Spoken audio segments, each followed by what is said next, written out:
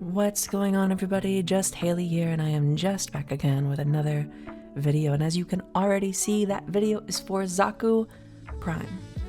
Now, I wanted to get this video out because this is a frame that I've been theory crafting and working with kind of on the side for a little bit now. I'm super excited to bring you this gameplay. It's a very easy to play, very friendly for your button pressing build that can get really high kill per minute, especially as you start adding in a little bit better weaponry or a little bit more synergy to your weaponry, things like influence, stuff like that. I'll get into the recommendations later, but overall, this build works really well at keeping you very tanky with very little input from you. That's a lot of varies, so let's get into the very awesome Subsume that we chose. And that Subsume, as you've already seen and can probably see now, is actually Nullstar. Now, I love Nullstar for the relative simplicity of how to get 75% damage reduction on a frame, but it's also a great damage ability, especially if you synergize it with things like Arcane Arachne or things like Vigorous Swap. Those kinds of things are awesome for upping this damage, especially if then you combine with having friends. I know that can be a tall ask for some people, but if you do have friends, Nourish is going to be great here, Roar is going to be great here, and those are two abilities that are subsumed on a lot of frames, so you're going to end up benefiting a lot from other people's subsumes too, which is really cool. Just something in the back to think about, not something you need, as you can already see in the gameplay here. Now, this is going to lead people to ask if Xata's Whisper works on Nullstar and Neutron Star, the augment. Fortunately, it doesn't, but Xata's Whisper is still a fantastic ability for weapon platforming your frame. It's going to give you a ton of weapon damage and increase the flexibility you have in weapon picks, which is great.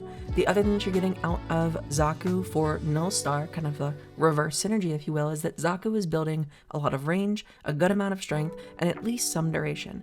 These are all stats that are going to make Nullstar and Neutron Star really effective with large, like 20-meter explosions, heat procs out just a crazy amount, and just a really big amount of passive damage for an ability that we're predominantly using for that 75% damage reduction. So you're getting that, and you're keeping the weapon platform ability. I loved it.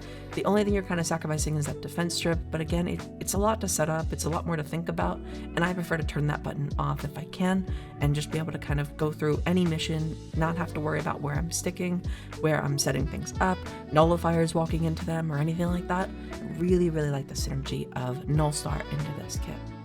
So Subsume out of the way, let's get right into the build, and first and foremost, we want some range, overextended, auger reach, stretch. Pick two. I went with auger reach because you want two auger mods in this build to get perfect shield gating with your Nullstar. Then we run prime continuity. A little bit of extra duration is going to up not only the Nullstar for the number of particles, that's also a damage increase if you didn't know, but then it's also going to up the length of time that you're for. The Vast Untime is up. It's going to up the base duration of your other abilities, so you don't have to worry about casting them as often, which is always a win in my book. Overall, duration is just something you want a little bit of. Prime continuity gets the job done. Think no more. Blind Rage is so that we can drop our efficiency to make sure that we're shield gating perfectly with just a cast of Nullstar, and combine that with obviously Brief Respite, Auger, and you're good to go. Catalyzing shields becomes a must on that as well, just to drop your shield overall, and ensure that your shield gating is always that 1.3 seconds when you do shield gate. It's a really good one there too. Then you add in Neutron Star so that you can recast your Nullstar, and it adds those heat procs in, which again is going to synergize super well with your strength, your damage, and stuff like that. Prime sure-footed because whenever I'm shield gating, I want to make sure I'm not knocked on my butt. If I'm on my butt, I can't cast things and then I probably die. That's not fun. Run your prime sure-footed. It also increases the number of weapons that you can run. If you don't have prime sure-footed, handspring is an option for you, or you could go power drift and then just rely on a little bit more skill to avoid those things that are going to knock you down. It's more risky, but it's certainly something that you could do instead. Archon Vitality is another optional mod for you. If you wanted to take off Archon Vitality, you'll lose the extra doubling of the health procs. You'll lose a little bit of cushion on that health that I kind of enjoy. However, you could run a bunch of other options. Some of those options being Equilibrium, Flow, or Natural Talent. You want some Shard flexibility, Umbral Intensify, Stretch, for a little bit strength, a little bit of range, whatever you want there. Constitution, if you don't have Prime Sure-Footed, Transient Fortitude, or Vigorous Swap are also going to be really good options that also provide a bunch of arcane flexibility, so you don't necessarily have to use the ones that I show here. And specifically, Umbral Intensify and Transient Fortitude would be great options to be able to remove Molt Augmented and go with that Arcane Arachne. Unfortunately, I am small brain. I can't remember to do the wall latch every 30 seconds, but if you can, it's a great way to increase your damage here a ton, especially as a weapon platform. Super big gains there, and your Null Star is going to do tons of damage. Vigorous Swap would also be a good way to do that. Again, small brain, so I can't remember to do those things, but if you wanted to do them, absolutely go for it. It's going to give you a ton of power on your Neutron Star, as well as just a bunch of extra damage on your Warframe weapons as well. As for the other arcane, I personally go with Aegis. Aegis is a really great way for a catalyzing shields frame to shieldgate super easily and super effectively without having to think about it too much. You know me, I'm pretty lazy with a lot of my builds, so I don't want to have to think about my shieldgating. I don't want to have to remember to press a button over and over again. I would much rather it kind of do it for me. So the combination of Guardian on your Sentinel as well as Aegis on your frame is going to do that, but there's tons of options here. Again, you could put on Arcane Arachne, remember to wall latch every 30 seconds, and there's tons of extra damage. You could throw in something like Energize, and then you don't have to run Zenuric as your focus school. You're going to feel really good there. Overall, there's a bunch of options. Play around with things and see what you enjoy. I just think Aegis is a really lazy way to shieldgate, so I'm always going to be kind of eyeing that whenever I'm doing a catalyzing shieldgate build. And I did mention that I'm running the Zenuric Focus School. That's for a little bit of energy flexibility. Again, it's something I don't want to have to think about. But between things like energy pads, if you ever do need them, like if you are in a tight spot, or just in general, making sure that you're running things like the Equilibrium shard that we have, or Equilibrium itself. Flow is going to be a great way to get extra resource to be able to pull from, and then there's a bunch of other options for managing your energy. I just think Zenuric is a really easy way to slap onto this build and kind of call it a day, but if there's something that you want and you think that I'm running a little bit too low on energy too often, that's something to consider. I don't think because of the prime gains that Xaku got that they need Flow, but that is something you could consider. It's just a huge energy pool. You end up over 700 energy, and I just didn't think that was super worth it. That will, however, take us into Shards. And for the Shards for Xaku, I am using 2 power strength just to up the power strength a little bit more. I'm using 1 cast speed because the cast speed for Vast Untime is pretty long. It's also nice for when you're doing a shieldgate build to increase that cast speed, something I put on a lot of frames anyway. And then I am using 1 shard for energy just to give me a little bit larger pool, and then 1 shard for an equilibrium effect, just for any of those health orbs that the Sentinel is creating to be able to turn into energy, just to help with that just a little bit more. Most of the time I have a pretty good influx of energy. I probably didn't need Zenuric, but it is just a little bit nicer to be able to have that when you do, eventually need it. Now for the Sentinel, I did mention that I'm using a Sentinel. This is Nautilus Prime. I really like Cordon's effect here. Super great for pulling everybody together and increasing the damage cascade from your Neutron Star ability. Really cool. However, one thing to keep in mind, this is important, don't run Shield Charger. I did it because I made a little bit of a mistake and I wanted to make sure that I showed you what I was actually running in the gameplay here. Run Guardian instead. It's way better, it's way more consistent, it's going to also make you way tankier by just whenever your shields run out, it'll pop your shields back to full. Shield Charger was a cool idea. It synergizes super well with Aegis. However, the increase to your shields that it gives you actually breaks your shield gating from the 3. It wasn't a big deal in this gameplay.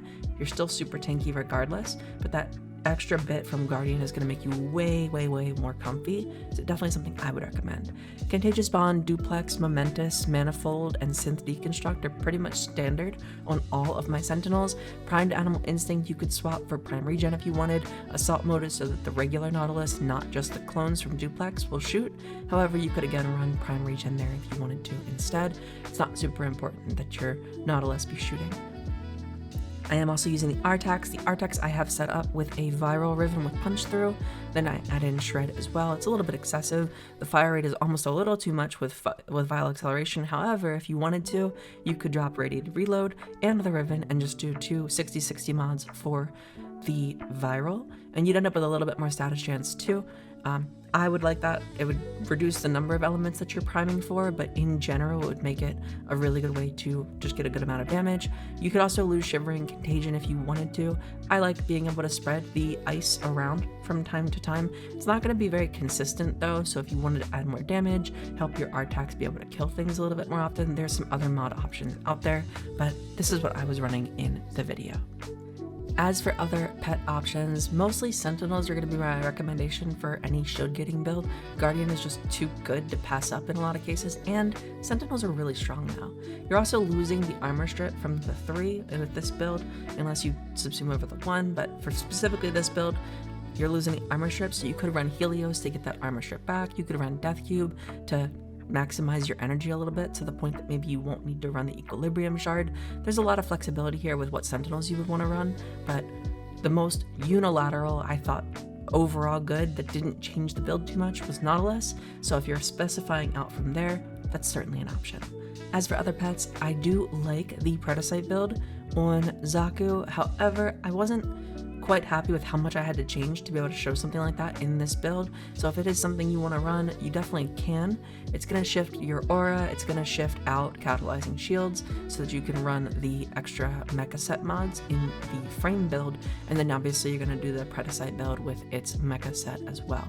It's going to create really cool cascades, lots of damage spread. It works really well solo. I don't like mecha set as much in a group because there's just fewer enemies to go around, so you don't get the benefit as much from something like the armor stacking, and Xaku's armor is so low that even 1000% armor doesn't feel super great if you do get some of those higher end stacks. So that's just something to kind of consider. It is a really good build. If you guys want to see it, let me know, and I'll put out a new video for Xaku in the future with that. It's definitely a strong build, it just needs a lot more changes, and I didn't feel comfortable showcasing that here. As always, I do like providing some weapon recommendations, but unfortunately for Xaku, or I guess fortunately, you really can use anything that you want. Xaku's weapon platform status is really unquestionable, and you can see that with the guns that float around Xaku. They're going to do a ton of damage, you're going to get tons of damage from the Null Star, the Xata's Whisper is going to buff up a ton of damage into whatever weapons you do pick. Things with AoE are going to be great, things with high fire rate are going to be great, things that hit really hard in single shots are going to be great, ideally again with a little bit of AoE. Trum is a fantastic option, it's a new weapon for you guys if you guys want to check that one out, and anything melee influence is absolutely gonna shred and do some crazy work. The other little bit of a hidden secret that I don't use too often because I'm not a fan of how they feel to use is thrown weapons. Sometimes I'll use my Wolf Sledge, but for the most part that's more just the stylistic option for that. Wolf Sledge is a fun little thrown weapon, but in general, thrown weapons are going to be great, especially combined with things like melee influence. Absolutely fantastic options for Xaku. Really run whatever weapon you want though. The Xata's Whisper is going to make any weapon shine on this weapon platform type of build. I really hope you guys like this build. If you guys do decide to check out this build or are enjoying Xaku in general, if you have other builds that you're checking out, please leave a comment below. Let me know what you guys want to see next. Like the video if you guys like it. Subscribe if you want to see more content like this. I'll be getting them out when I can. And aside from that, thank you guys so much for watching. Xaku has been a really fun frame to kind of experiment with, and this is a build that I've been theory crafting for a bit, so I'm super excited that it worked out, and is also a really low investment build, so you can still do more things with it, optimize it a little bit more, and go even further with this. Again, there's a ton of potential here, so I hope you guys like it. I hope you guys give it a shot. Let me know what changes you guys make or what things you guys prefer. I loved this build. It turned out so well. It's so ridiculously tanky that it just takes away a lot of the thinking that you have to do typically in a mission, and I love that. Again, thank you guys so much for watching. Have a wonderful day, and until then, I love your face. Bye.